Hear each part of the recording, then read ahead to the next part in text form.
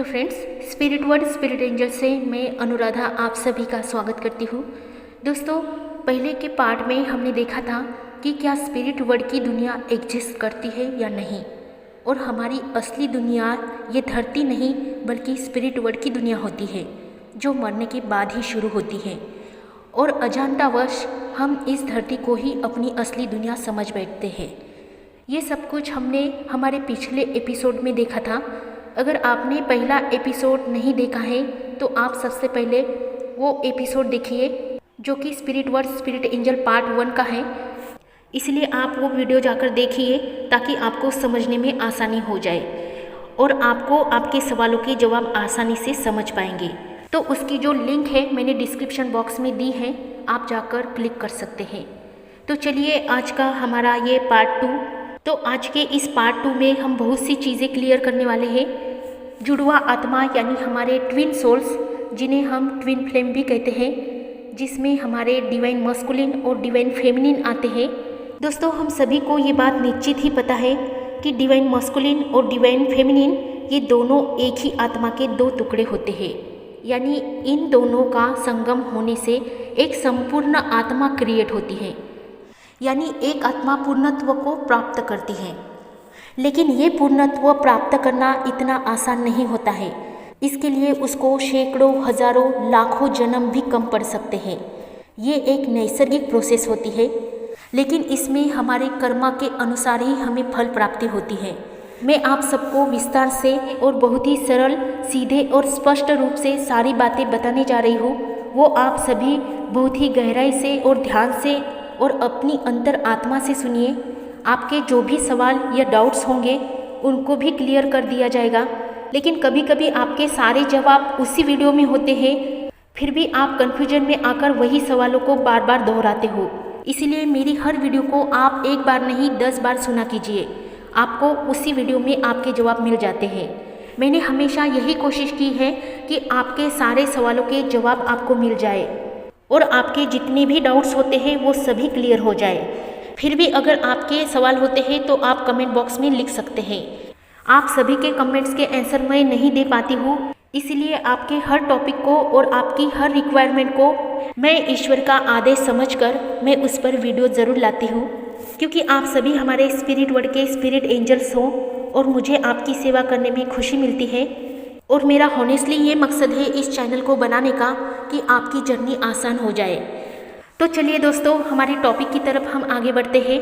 किसी भी आत्मा के लिए पूर्णत्व प्राप्त करना ये बहुत ही मुश्किल घटना होती है, क्योंकि हर आत्मा के 100, 200, हजारों, लाखों जन्म होते हैं और हर जन्म की उसकी स्मृतियों को बार बार नष्ट करवाया जाता है जन्म के पूर्व ही। जब भी किसी आत्मा का धरती पर जन्म होता है तो उस आत्मा को नैसर्गिक रूप से आधे हिस्से में स्प्लिट होना ही पड़ता है। वो चाहे या ना चाहे, लेकिन जन्म लेने के लिए उसको नैसर्गिक रूप से आधे हिस्से में बंटना ही पड़ता है और उसको 2 हिस्से में स्प्लिट होना ही पड़ता है। और इसके पीछे के रीजंस को अगर आप जानना चाहते हो तो रीज़न बहुत से हो सकते हैं। हमारे पृथ्वी का एटमॉस्फेयर भी हो सकता है, यानी कि हमारी धरती का जो वातावरण होता है वो भी हो सकता है। धरती का गुरुत्वाकर्षण भी हो सकता है, या ईश्वर के और यूनिवर्स के कुछ नियमों को उस आत्मा को फॉलो करना पड़ सकता है, जिसकी वजह से भी उस आत्मा को 2 हिस्से में बंटना ही पड़ता है। और ये यूनिवर्स का नियम, ईश्वर का नियम हर आत्मा को फॉलो ही करना पड़ता है अगर इस धरती पर उसे जन्म लेना हो तो ईश्वर के और नैसर्गिक नियमों के अनुसार उस आत्मा को चाहे या ना चाहे 2 भागों में बंटना ही पड़ता है। और ये बंटवारा, ये वियोग बहुत ही पीड़ादायक होता है। वो भले ही नैसर्गिक स्वरूप से हो, लेकिन इसमें उस आत्मा को बहुत कष्ट होता है, बहुत यातनाएं होती है, बहुत ही दयनीय अवस्था उस आत्मा की इस वियोग में होती है। और सबसे बड़ी बात, इस वियोग में ये नहीं कह सकते हैं कि इस वियोग के बाद ये दोनों आत्माएं कब एक हो सकती हैं, क्योंकि जन्म से पूर्व ही नैसर्गिक नियमों के अधीन होकर इनकी सारी स्मृतियों को भी नष्ट कर दिया जाता है, जिसमें इन आत्माओं के भले ही लाखों, हजारों जन्म क्यों न हो बाद में, लेकिन ये नहीं कह सकते हैं कि ये दोनों हर जन्म में एक दूसरे को पहचान ही पाएंगे, क्योंकि हर जन्म के बाद ये आत्माएं एक दूसरे को भूल जाती है और धरती के नियमों के अनुसार अपनी दिनचर्या में व्यस्त हो जाते हैं और हर बार ये वही करते रहते हैं। बार बार जन्म लेना, अपने कर्मों का निपटारा करते रहना, अपना लेन देन पूरा करते रहना, अपनी उधारियों को पूरा करते रहना, यही हर जन्म में इनका काम बन जाता है। लेकिन हर जन्म में उनके अंदर एक प्यास जरूर होती है जो उनको सिर्फ अपने अंदर ही अंदर महसूस होती है, और वो प्यास उनके उस साथी के लिए होती है जब वो पूर्ण स्वरूप में होते हैं और कुछ कर्मों को पूरा करने के लिए या अपने जीवन कार्य को पूरा करने के लिए और इस धरती पर कुछ सीखने के लिए, कुछ चीज़ें लर्न करने के लिए और फिर से एक होने के लिए वो इस धरती पर जन्म लेने का निर्णय लेते हैं। और ये दोनों आत्माएं एक दूसरे की सहमति से और ईश्वर और उच्च स्तर की कुछ भली आत्माओं की सहमति से ही दोनों अपने अपने कर्मों को पूरा करने की अनुमति लेकर इस धरती पर दोबारा आते हैं। और इन दोनों आत्माओं के लिए हर जन्म बहुत ही चुनौती भरा होता है, क्योंकि धरती पर आने के बाद इनकी स्मृतियों को नष्ट किया जाता है और ये दोनों आत्माएं एक दूसरे को भूलकर अपने अपने कर्मों में लग जाते हैं। और इसी के बीच में ये दोनों आत्माएं और भी दूसरे कर्मा क्रिएट कर देते हैं, जिसकी वजह से उनका हिसाब किताब और भी बढ़ने लगता है, क्योंकि धरती पर आने के बाद अपने जीवन को जीने के लिए कर्मा करना ज़रूरी होता है। और उसमें ये दोनों कुछ अच्छे भी कर्म कर सकते हैं और कुछ बुरे भी कर्म कर सकते हैं, जिसकी वजह से उनके लेन देन के हिसाब और भी बढ़ जाते हैं और उसकी वजह से इनके जन्म भी बढ़ जाते हैं, जो लेन देन के स्वरूप में उनको फिर से आकर जीने पड़ते हैं। और इसमें ये खुद की आत्मा की हानि भी कर सकते हैं, और इसमें ये दोनों आत्माएं खुद की हानि भी कर सकते हैं या फिर खुद को ऊपर भी उठा सकते हैं, जो कि ये उनके कर्मा के ऊपर निर्भर होता है। ये दोनों आत्माएं अच्छे या बुरे कर्म करते करते या तो खुद से दूर होते चले जाते हैं या एक दूसरे के समीप भी आ सकते हैं, जो कि उनके अच्छे या बुरे कर्मा के ऊपर निर्भर करता है। इसीलिए उनके लिए हर जन्म एक चुनौती भरा बन जाता है कि वो किस जन्म में एक दूसरे से मिल जाए या फिर और भी दूर चले जाए। इस तरह से उनके हजारों लाखों जन्म वो अपने कर्मा के अनुसार खुद ही क्रिएट करते जाते हैं। इसलिए इनका मिलन निश्चित रूप से किस जन्म में हो सकता है ये कहा नहीं जा सकता। इसलिए किसी भी आत्मा के लिए इस धरती पर जन्म लेना ये बहुत ही बड़ी एक चुनौती होती है। लेकिन कुछ चंद आत्माएं ऐसी होती है जो हर जन्म में सिर्फ अच्छा कर्मा करके किसी को दुखित पीड़ित ना करते हुए अपने जन्म को जीकर अपनी आत्मा की प्रगति करती रहती है। चाहे लाख दुनिया उनके खिलाफ हो या दुनिया चाहे उसका कितना भी बुरा क्यों ना करे, लेकिन फिर भी वो अपनी सच्चाई से और अपनी ईमानदारी से और ईश्वर की राह पर चलती रहती है और अपने कर्मों का भुगतान करते करते अपने आप को क्लीन बनाती रहती है। हर जन्म में अपने कर्मों का हिसाब किताब लेन देन चुकता कर वो खुद को इस दुनियादारी से बचा कर रखती है, फिर चाहे इसमें उस आत्मा को कितने भी दुखों का दर्दों का सामना क्यों ना करना पड़े, लेकिन फिर भी वो कभी खुद को मैला नहीं होने देती है और ईश्वर के मार्ग को पकड़कर रखते हुए जन्म पर जन्म लेकर आगे बढ़ती रहती है। तो ईश्वर की कृपा से और ईश्वरीय नियमों के अनुसार नैसर्गिक स्वरूप से उसको अपने उस साथी से मिलवाया जाता है, जिसे हम जुड़वा आत्मा कहते हैं, ट्विन फ्लेम कहते हैं, ट्विन सोल्स कहते हैं।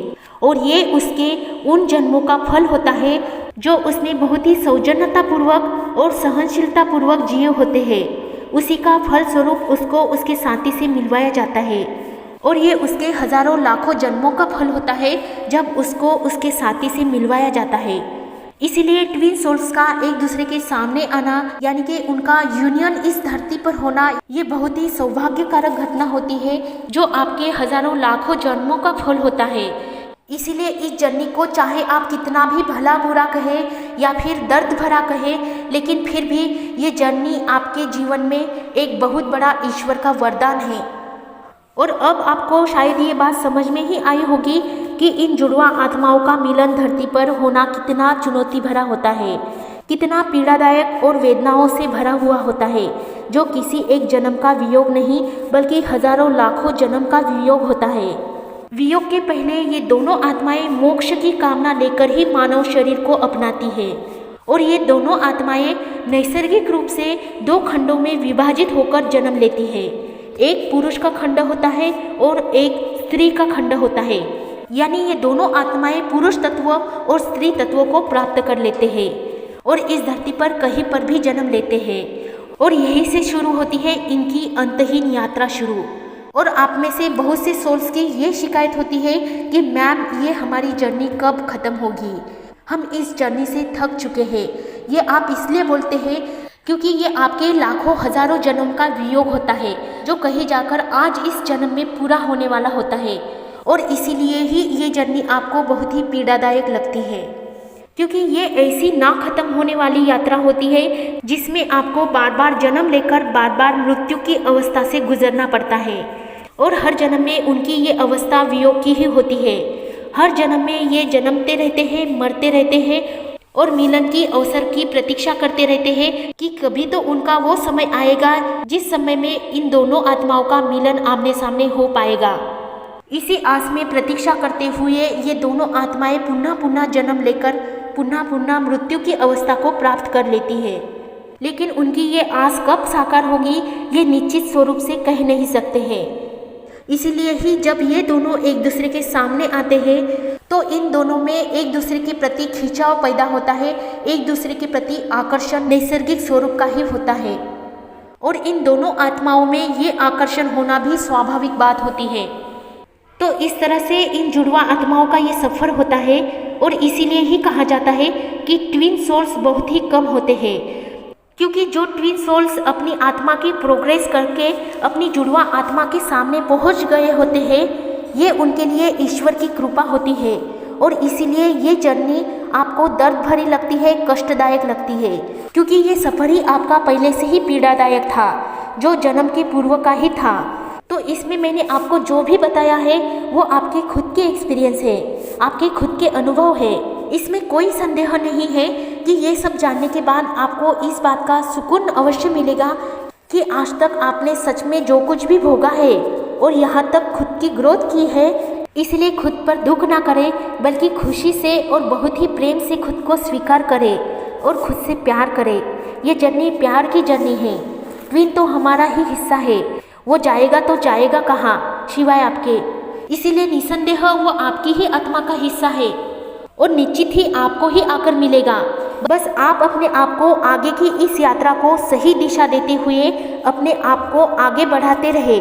ईश्वर ने खुद आपको चुना है किसी खास मकसद के लिए और उसके लिए आपने कई जन्मों की परीक्षाएं पास की है और आप उन सभी परीक्षाओं में उत्तीर्ण हो चुके हैं और अब आपकी ये इस जन्म की आखिरी परीक्षा है और उसमें भी आपको उत्तीर्ण होकर ही दिखाना है।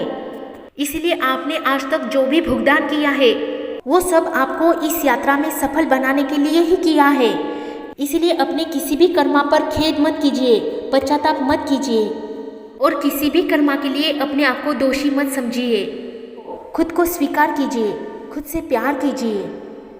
चाहे लाख दुनिया आपके खिलाफ हो लेकिन आपने ईश्वर के मार्गों को चुना है और ईश्वर के मार्ग पर ही आपको चलते रहना है और इसमें ही आप सभी आत्माओं का भला होने वाला है। और मैं ये आपसे निश्चित रूप से कह सकती हूँ, किसी भी आत्मा के लिए इस धरती पर जन्म लेना और उस जन्म को पार करना ये बहुत ही बड़ा चुनौती भरा निर्णय होता है, क्योंकि ये धरती हमारी पाठशाला है और इसमें हमें कुछ चीज़ें सीखने के लिए, लर्न करने के लिए, कुछ कर्मा को क्लीन करने के लिए, कुछ कार्यों को पूरा करने के लिए हमारा इस धरती पर जन्म होता है। और ट्विन सोल्स भी किसी खास मकसद के लिए ही इस धरती पर जन्म लेते हैं। इसीलिए उस कार्य को जानने में आप अपना समय दीजिए जिस कार्य को करने के लिए आप इस धरती पर आए हुए थे, और उस कार्य को जानने में ईश्वर आपको मदद ज़रूर करेंगे। इसीलिए हताश और निराश मत रहिए, आगे बढ़ते रहिए। हर तरफ से, चारों तरफ से आपको गाइडेंस दिया जा रहा है। तो दोस्तों, आज के इस वीडियो में हम यहाँ तक रुकते हैं। आने वाले नेक्स्ट वीडियो में और भी हम बहुत कुछ देखेंगे।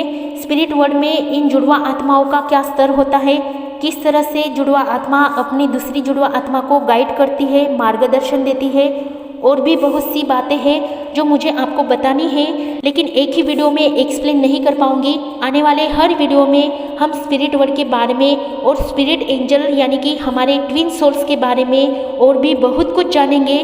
तब तक के लिए मैं विदा लेती हूँ। नेक्स्ट वीडियो में हम फिर से मिलेंगे। खुश रहिए, आबाद रहिए, पॉजिटिव रहिए, अपना ध्यान रखिए और मेडिटेशन करते रहिए। सभी के लिए हैप्पी जर्नी।